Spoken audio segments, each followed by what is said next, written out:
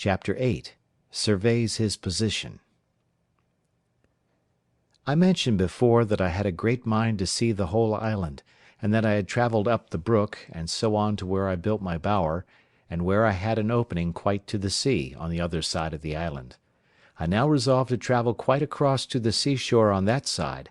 so taking my gun, a hatchet, and my dog, and a larger quantity of powder and shot than usual, with 2 biscuit cakes and a great bunch of raisins in my pouch for my store, I began my journey. When I had passed the vale where my bower stood, as above, I came within view of the sea to the west, and it being a very clear day, I fairly descried land; whether an island or a continent I could not tell, but it lay very high, extending from the west to the west-south-west at a very great distance; by my guess it could not be less than 15 or 20 leagues off. I could not tell what part of the world this might be, otherwise than that I knew it must be part of America, and, as I concluded by all my observations, must be near the Spanish dominions, and perhaps was all inhabited by savages, where, if I had landed, I had been in a worse condition than I was now; and therefore I acquiesced in the dispositions of Providence, which I began now to own and to believe ordered everything for the best. I say I quieted my mind with this, and left off afflicting myself with fruitless wishes of being there. Besides, after some thought upon this affair, I considered that if this land was the Spanish coast, I should certainly, one time or other, see some vessel pass or repass, one way or other;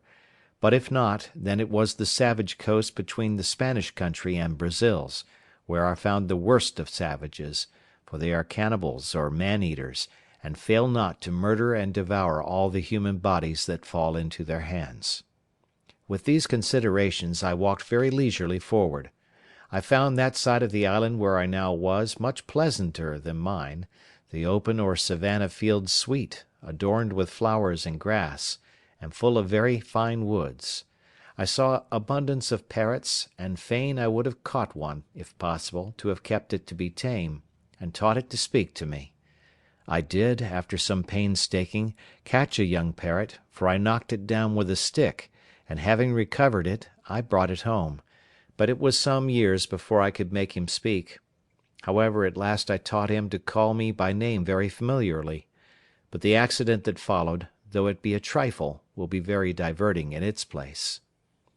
I was exceedingly diverted with this journey. I found in the low grounds hares, as I thought them to be, and foxes; but they differed greatly from all the other kinds I had met with, nor could I satisfy myself to eat them, though I killed several. But I had no need to be venturous, for I had no want of food, and of that which was very good too, especially these 3 sorts: goats, pigeons, and turtle or tortoise, which added to my grapes. Leadenhall Market could not have furnished a table better than I, in proportion to the company; and though my case was deplorable enough, yet I had great cause for thankfulness that I was not driven to any extremities for food, but had rather plenty, even to dainties.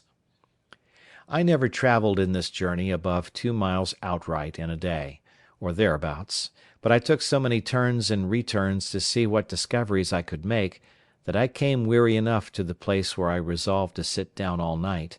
and then I either reposed myself in a tree, or surrounded myself with a row of stakes set upright in the ground, either from one tree to another, or so as no wild creature could come at me without waking me. As soon as I came to the seashore, I was surprised to see that I had taken up my lot on the worst side of the island; for here, indeed, the shore was covered with innumerable turtles, and whereas on the other side I had found but 3 in a year and a half. Here was also an infinite number of fowls of many kinds, some of which I had seen, and some which I had not seen before, and many of them very good meat, but such as I knew not the names of, except those called penguins. I could have shot as many as I pleased, but was very sparing of my powder and shot, and therefore had more mind to kill a she-goat if I could, which I could better feed on; and though there were many goats here, more than on my side of the island, yet it was with much more difficulty that I could come near them, the country being flat and even, and they saw me much sooner than when I was on the hills. I confess this side of the country was much pleasanter than mine, but yet I had not the least inclination to remove, for as I was fixed in my habitation it became natural to me, and I seemed all the while I was here to be as it were upon a journey, and from home. However, I travelled along the shore of the sea towards the east, I suppose about 12 miles, and then setting up a great pole upon the shore for a mark, I concluded I would go home again, and that the next journey I took should be on the other side of the island east from my dwelling, and so round till I came to my post again. I took another way to come back than that I went, thinking I could easily keep all the island so much in my view that I could not miss finding my first dwelling by viewing the country; but I found myself mistaken, for being come about 2 or 3 miles, I found myself descended into a very large valley, but so surrounded with hills, and those hills covered with wood, that I could not see which was my way by any direction but that of the sun, nor even then, unless I knew very well the position of the sun at that time of the day. It happened, to my further misfortune, that the weather proved hazy for 3 or 4 days while I was in the valley, and not being able to see the sun, I wandered about very uncomfortably, and at last was obliged to find the seaside, look for my post, and come back the same way I went, and then by easy journeys I turned homeward, the weather being exceeding hot, and my gun, ammunition, hatchet, and other things very heavy. In this journey my dog surprised a young kid, and seized upon it; and I, running in to take hold of it, caught it, and saved it alive from the dog.